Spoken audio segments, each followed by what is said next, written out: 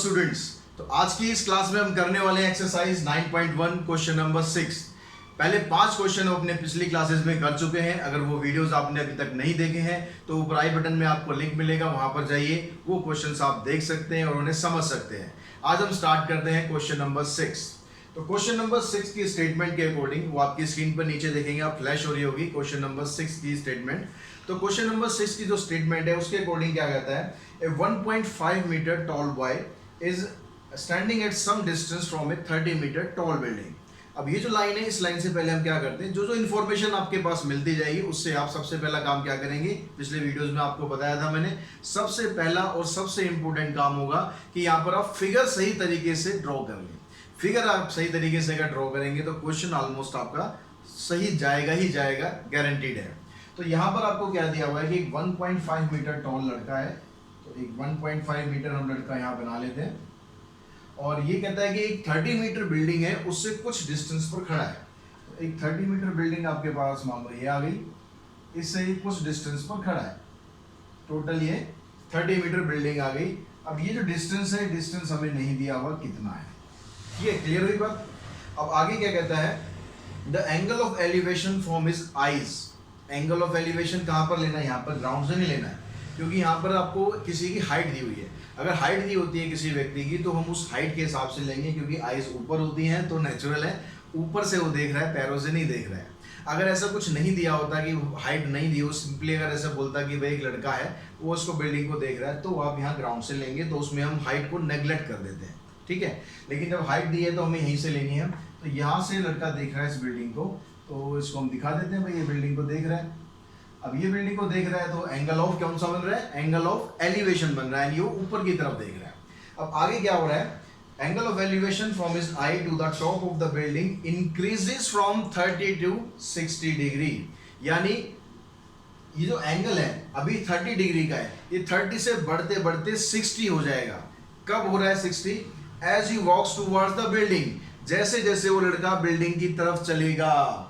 यानी अगर मैं यहाँ पर हूँ और जब मान लो मैं किसी एक चीज को यहाँ पर देख रहा हूँ, ठीक है, आप देखो फिगर को विजुलाइज करने की कोशिश करो। अगर आप विजुलाइज कर लोगे तो एंगल आपको क्लियर हो जाएगा, कौन सा एंगल कहाँ लेना है। तो यहाँ पर मान लो हम खड़े हैं और यहाँ पर ये बिल्डिंग है, मैं इसको ऐसे देख रहा हूँ, तो अभी एंगल है 30। अब जैसे जैसे मैं इस बिल्डिंग की तरफ जाऊंगा तो वैसे वैसे क्या होगा, एंगल जो है बढ़ता जाएगा। एंगल बढ़ेगा या एंगल घटेगा कैसे पता चलेगा, आपकी आंखों से पता चलेगा। अरे भाई, जिस चीज के हम जितना नजदीक जाएंगे उसको देखने के लिए आपको अपनी आईज या अपनी गर्दन को ऊपर उठाना पड़ेगा ना। तो जितनी आपकी आंख बड़ी उतना एंगल बड़ा, जितनी आंख छोटी, जितनी रिलैक्स, उतना एंगल छोटा, ठीक है। तो अब जैसे जैसे ये लड़का जो है बिल्डिंग की तरफ चल रहा है, तो ये बिल्डिंग की तरफ चल रहा है, तो यहाँ पर अभी एंगल ये 30 डिग्री है, लेकिन कुछ डिस्टेंस चलने के बाद उसने बोला है कि ये एंगल 60 डिग्री बन जाता है। मान लो यहाँ तक ये आ गया और अब इसका एंगल 60 डिग्री हो गया।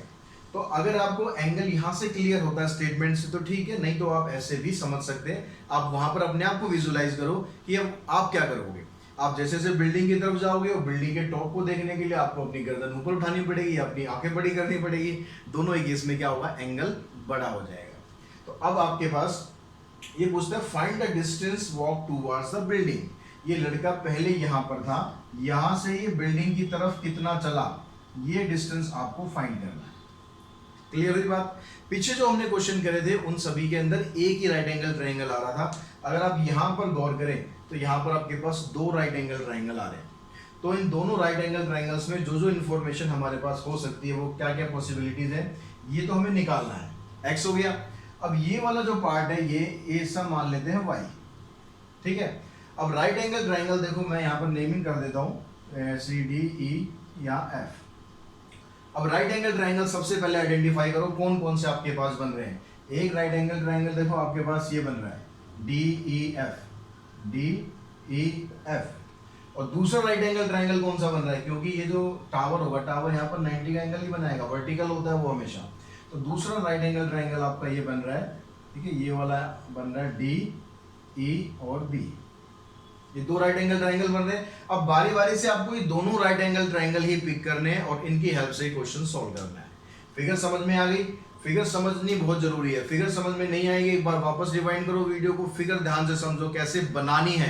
ये नहीं कि मैंने बना दिया आपका काम चल गया, पेपर में आपको बनानी है, टेस्ट में आपको करना है, तो फिगर समझो कि हम कैसे बना रहे हैं। दूसरी चीज यहाँ पर देखो, ये जो 1.5 यहाँ पर दिया हुआ है, अब ये 1.5 है, जब लड़का चलेगा तो उसकी हाइट तो उतनी रहेगी ना, ऐसा तो नहीं कि आगे चलेगा तो हाइट कम हो जाएगी या ज्यादा हो जाएगी। तो ये जो डिस्टेंस 1.5 का है, यही डिस्टेंस आगे भी सेम रहेगा 1.5। ये वाला जो हिस्सा है यहाँ से यहाँ तक का CE, ये आ जाएगा आपके पास 1.5। ठीक है, CD हमारा पूरा था 30 मीटर, हमने EC निकालना है, EC आपके पास आ गया 1.5। तो ये जो ऊपर वाला हिस्सा है DE क्यों निकालना है, देखो यहाँ ट्रायंगल में DE है, यहाँ भी D है, तो आपको DE की जरूरत पड़ेगी। तो D की वैल्यू क्या आ जाएगी, DE आ जाएगा 30 माइनस 1.5 यानी 28.5 मीटर। यानी ये वाला जो हिस्सा है ये 28.5 मीटर होगा इतना। ठीक है, सबसे पहले ये हमने काम जरूरी था, ये निकाल लिया। अब हम ट्रायंगल पिक करते हैं बारी बारी से। सबसे पहले हम ट्रायंगल लेते हैं, इन ट्रायंगल DEF। ये वाला ट्रायंगल लिया हमने, मैंने अलग से बना दिया है ताकि आपको फिगर में कोई दिक्कत ना हो समझने में। अब यहाँ पर देखेंगे, देखो ये परपेंडिकुलर है और ये बेस है। परपेंडिकुलर अपॉन बेस क्या होता है, परपेंडिकुलर है हमारे पास DE और बेस है EF। तो परपेंडिकुलर अपॉन बेस क्या होता है, पंडित बद्री प्रसाद हर हर भोले। तो परपेंडिकुलर अपॉन बेस होता है tan थीटा। थीटा क्या लेंगे यहाँ पर इस ट्रायंगल में एंगल क्या बन रहा है, 60 डिग्री बन रहा है ना, तो 60 डिग्री लेंगे। तो यहाँ पर देखो ये 60 डिग्री आ गया। अब D की वैल्यू आपके पास है 28.5, उसको आप यहाँ पुट कर देंगे। EF आपके पास Y है, tan 60 की वैल्यू √3, इसको क्रॉस मल्टीप्लाई करो, Y की वैल्यू आ जाएगी 28.5 √3। Y की वैल्यू निकल गई। अब देखो यहाँ पर 28.5 जो है, इसको ये पूरा अगर आप देखो तो 3 से कैंसिल हो जाएगा, तो इसको हम यहीं पर रैशनलाइज कर देते हैं। अगर हम यहीं पर ही रैशनलाइज करेंगे तो नीचे से रूट खत्म हो जाएगा। तो 28.5 √3 नीचे आ गया, √3 3 हो गया, 3 से हमने इसको कैंसिल किया, तो ये आ गया 9.5 √3। ठीक है, ये किसकी वैल्यू आ गई आपके पास, Y की वैल्यू आ गई। निकालनी क्या है हमें, निकालनी X की वैल्यू, X तक पहुंचना है, लेकिन वहां तक पहुंचने के लिए आपको Y चाहिएगा। अब आप ये पूरा ट्रायंगल ले लो, ठीक है, ये वाला BDE। तो इन ट्रायंगल BDE जब आप करोगे तो इसके अंदर परपेंडिकुलर छांटो क्या है, परपेंडिकुलर तो वही रहेगा सेम DE, बेस हो जाएगा पूरा BE। तो परपेंडिकुलर DE रहेगा, बेस हो जाएगा BE। और एंगल क्या बन रहा है इसमें, एंगल बन रहा है इसमें 30 डिग्री। तो ये एंगल लेंगे, अब ये एंगल नहीं कंसीडर करना, क्योंकि ट्रायंगल आप ये ले रहे हो तो एंगल ये वाला लेंगे B। ठीक है, अब यहाँ पर देखो D की वैल्यू कितनी निकाली थी हमने, D की वैल्यू तो हमारे पास ऑलरेडी थी 28.5। B कितना है हमारे पास, B है x प्लस वाई। तो x प्लस वाई, y की जगह आप ये पुट कर देंगे x प्लस वाई, और tan 30 की वैल्यू हो गई √3। क्रॉस मल्टीप्लाई करते हैं इसे, तो x को 1 से करेंगे तो क्या आ जाएगा, x प्लस 9.5 √3, और इसको इससे करेंगे तो 28.5 √3 आ गया। अब वैल्यू हमें x की फाइंड करनी है, तो क्या करना है, सिंपल 9.5 √3 को सेट पहुंचा दो, x की वैल्यू निकल जाएगी। यहाँ निकाल देते हैं हम x की वैल्यू। x की वैल्यू क्या आ गई, 28.5 √3 में से 9.5 √3 आएगा। दोनों लाइक टर्म्स हैं, हमेशा ध्यान रखेंगे, प्लस माइनस तभी करेंगे जब लाइक टर्म्स होंगी। तो √3 तो ऐसे ही रहेगा। अब यहाँ 28.5 में से 9.5 माइनस कर दो, तो कितना आ जाएगा, 19 आ जाएगा, 19 √3। इसका मतलब क्या हुआ, the distance walk towards the building is 19 √3 metre. √3 की वैल्यू एज यूजुअल जैसे आपको पहले बताया था तभी रखनी है जब क्वेश्चन में स्पेसिफिक उसकी वैल्यू दी हो, या आंसर आपका डेसिमल में पूछा गया हो। क्लियर हो गया, समझ में आ गया होगा अच्छी तरह। अब हम करते हैं क्वेश्चन नंबर 7। ठीक है, इसको एक बार आप स्क्रीनशॉट लेना चाहे स्क्रीनशॉट ले सकते हैं। तो क्वेश्चन नंबर 7 की स्टेटमेंट पढ़ो ध्यान से। स्टेटमेंट पढ़नी और समझनी बहुत जरूरी है बच्चों। इसमें स्टेटमेंट अगर आपको समझ में आ गई तो फिर आपको बता रहा हूँ खेल खत्म है, इसका कोई मुश्किल नहीं होने वाली आपको। तो क्वेश्चन नंबर 7 हम करते हैं। 7 की स्टेटमेंट आपको नीचे यहाँ स्क्रीन पर दिखाई दे रही होगी, तो स्टेटमेंट को ध्यान से देखो। From A point on the ground, ground पर एक पॉइंट है, ये ग्राउंड पर एक पॉइंट बना लो। जितनी इंफॉर्मेशन कलेक्ट होती जाती है उतनी यहाँ पर डिस्प्ले करते चलो, बड़े आराम से फिगर बनेगी। तो from A point on the ground the angle of elevation, मतलब ऊपर देख रहे हैं, अब ग्राउंड से तो नेचुरल है ऊपर देखेंगे, कोई अगर लेक वगैरह नहीं है तो angle of elevation of bottom and top of A transmission tower. किसका एंगल ऑफ एलिवेशन है? एक टावर का। उस टावर के बॉटम को हम देख रहे हैं और उस टावर के टॉप को देख रहे हैं, तो उसका एंगल ऑफ एलिवेशन है। और वो टावर कहां पर है? Fixed at the top of a 20 metre high building. और वो टावर जो है 20 मीटर हाई बिल्डिंग के ऊपर फिक्स है। तो एक बिल्डिंग आपके पास ये हो गई 20 मीटर की, ठीक है, 20 मीटर बिल्डिंग, इसके ऊपर ये टावर लगा हुआ है। अक्सर बिल्डिंगों में देखा होगा आपने, आजकल तो मोबाइल टावर बहुत बिल्डिंगों में लगे हुए हैं। तो किसी बिल्डिंग की छत के ऊपर कोई टावर लगा हुआ है, ठीक है, सिंपल। तो ये आपके पास एक टावर आ गया, जो बिल्डिंग है वो 20 मीटर की है। ये टावर का बॉटम हो गया और ये टावर का टॉप हो गया। तो आप किसे देख रहे हैं? टावर के बॉटम को देख रहे हैं और टावर के टॉप को देख रहे हैं। तो टावर के आप बॉटम को देख रहे हैं, तो यहाँ बॉटम का एंगल होगा, थोड़ी गलत होगी, इधर ले लेते हैं। टावर के बॉटम को ये देख रहे हैं, टावर के टॉप को यहाँ से देख रहे हैं। देखिए, देख दोनों को सेम पॉइंट से रहे हैं, अलग अलग नहीं देख रहे हैं, एक ही पॉइंट से खड़े होकर देख रहे हैं। एंगल कितना है? 45 डिग्री एंड 60 डिग्री। अब पहले उसने बॉटम का बताया, तो बॉटम वाला एंगल 45 डिग्री होगा, बॉटम वाला एंगल 45 डिग्री, और ये टॉप वाला एंगल 60 डिग्री।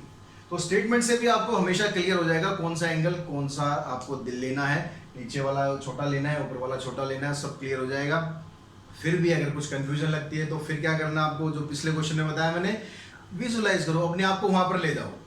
आप टावर पे खड़े हो, आप मतलब ग्राउंड पे खड़े हो, आप एक टावर के टॉप को देख रहे हो, बॉटम को देख रहे हो। तो बॉटम को आप, बॉटम क्या होता है? नीचे होता है थोड़ा सा, तो बॉटम को हम देखेंगे ये एंगल, टॉप को देखेंगे तो ये एंगल। तो ऊपर देखोगे तो क्या हो रहा है? आपकी आइज क्या हो रही है? बड़ी हो रही है, नहीं हो रही है? खड़ा करके देखो अपने आप को, आइज अपने आप आपकी बड़ी हो जाएंगी। आइज बड़ी होगी मतलब एंगल बड़ा हो गया। तो यहाँ टॉप का एंगल आपका 60 डिग्री हो गया। तो यहाँ पर आप मेंशन कर सकते हैं सारी चीजें। अब यहाँ पर राइट एंगल ट्रायंगल कौन कौन से बन रहे हैं? दो। देखो राइट एंगल ट्रायंगल एक तो आपका ये बन गया ABC। मैं अलग से आपको समझाने के लिए कर रहा हूँ ये ट्रायंगल, आप एग्जाम में बनाना चाहे बनाए, नहीं बनाना चाहे कोई दिक्कत नहीं। दूसरा राइट एंगल ट्रायंगल हमारा ये पूरा ट्रायंगल है, ये ABD, ठीक है। ये दो राइट एंगल ट्रायंगल हमारे पास आ गए। इन दोनों राइट एंगल ट्रायंगल से आपको क्या निकालना है?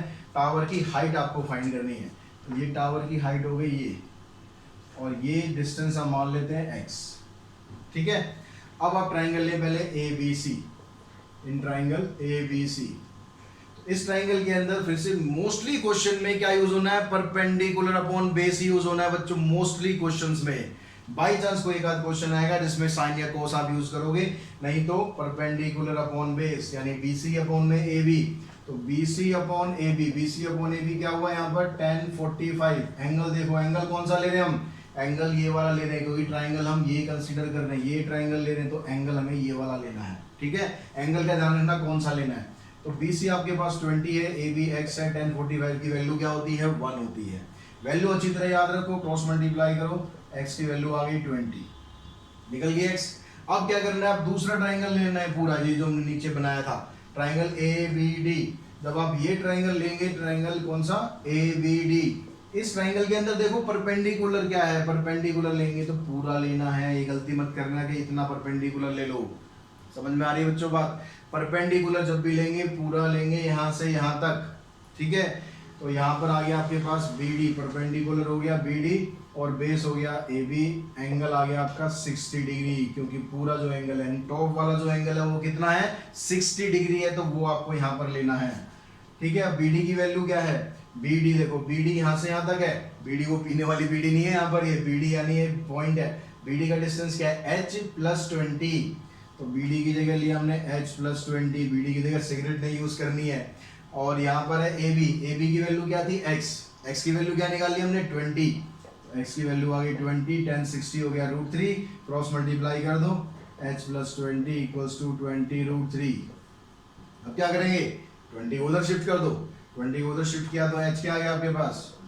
h आ जाएगा 20 √3 - 20, 20 कॉमन निकाल दो, √3 - 1, यानी हाइट ऑफ टावर क्या आ गया आपके पास? हाइट ऑफ टावर निकालेंगे, हाइट ऑफ टावर आ जाएगी 20 √3 - 1 मीटर। ये आपका आंसर हो जाएगा। रूट की वैल्यू फिर वही आपको रखने की जरूरत यहाँ पर नहीं है।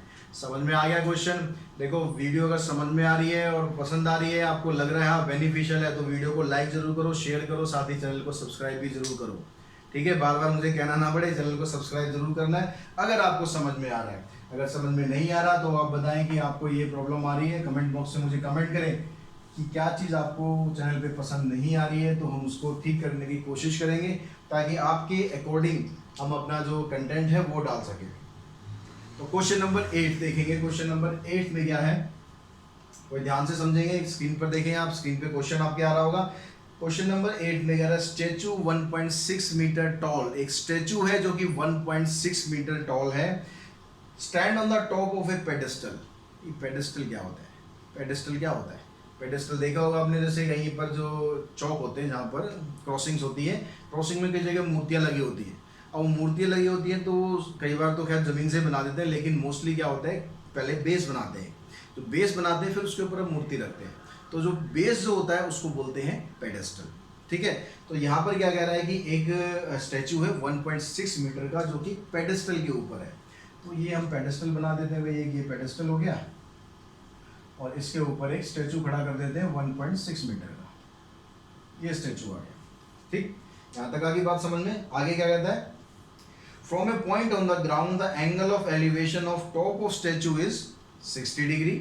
ग्राउंड पर एक पॉइंट है, ग्राउंड पर एक पॉइंट है, और पेडेस्टल का जो टॉप है इसका एंगल बन रहा है इससे 60 डिग्री, तो ये एंगल बन रहा है इसका 60 डिग्री। ठीक है, और उसके बाद आगे क्या कह रहा है, and at the same point the angle of elevation of top of pedestal is 45 degree. अब क्या कहते हैं, दोनों देखो टॉप यूज कर रहे हैं, कितना चालाक है, ताकि आप कंफ्यूज हो जाओ।